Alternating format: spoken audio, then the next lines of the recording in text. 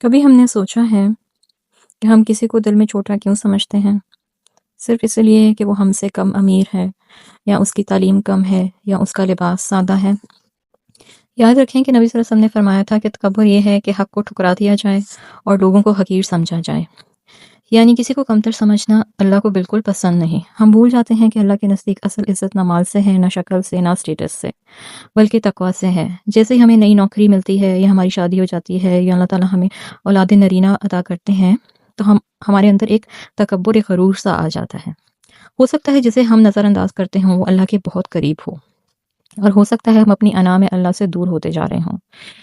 ہو سکتا ہے ہم نیکیاں تو کرتے ہوں لیکن ہمارے دل میں تکبر ہوں۔